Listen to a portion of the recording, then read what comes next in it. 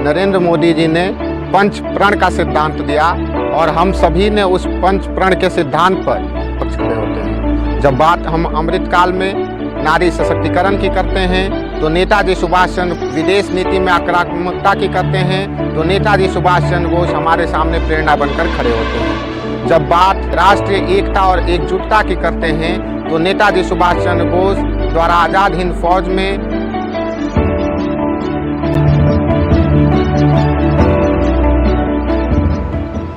नमस्कार, मैं उत्कर्ष और आज हम बात करेंगे आज़ादी के अमृत महोत्सव अमृतकाल और नेताजी सुभाष चंद्र बोस की।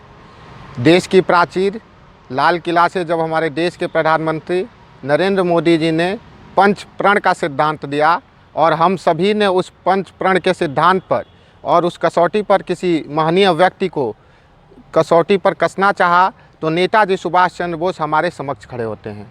जब बात हम अमृतकाल में नारी सशक्तिकरण की करते हैं तो नेताजी सुभाष चंद्र बोस द्वारा उस समय आज़ाद हिंद फौज में रानी झांसी रेजिमेंट हमारे सामने प्रेरणा बनकर खड़ी होती है। जब बात आज हम विदेश नीति में आक्रामकता की करते हैं तो नेताजी सुभाष चंद्र बोस हमारे सामने प्रेरणा बनकर खड़े होते हैं। जब बात हम आज राष्ट्रीय एकता और एकजुटता की करते हैं तो नेताजी सुभाष चंद्र बोस द्वारा आज़ाद हिंद फौज में हिंदू मुस्लिम लगभग सभी धर्मों का समन्वय हमें प्रेरणा हमारे समक्ष खड़ी होती है।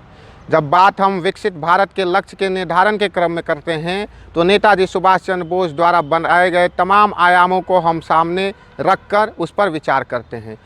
जब बात हम औपनिवेशिक ताकतों को उखाड़ कर फेंकने की करते हैं तो नेताजी सुभाष चंद्र बोस द्वारा मरते दम तक औपनिवेशिक ताकत अंग्रेजी मानसिकता को उखाड़ फेंकने की कृत संकल्पना हमें सामने प्रेरणा बनकर खड़ी होती है। जब बात हम मौजूदा समय में भारतीय नागरिकों के उनके कर्तव्य पालन की करते हैं तो नेताजी सुभाष चंद्र बोस जी का वो कथन कि जो अपने लिए सच्चा है वो कभी दूसरे के लिए गलत नहीं हो सकता, वे प्रेरणा बनकर खड़ी होती है। जब बात हम अपने अमूल्य धरोहर और विरासतों को संरक्षित करने की करते हैं तो नेताजी सुभाष चंद्र बोस इस रूप में प्रेरणा बनकर आते हैं कि वो विषम परिस्थितियों में अपने साथ गीता रखते थे और उससे प्रेरणा पाते थे। धन्यवाद।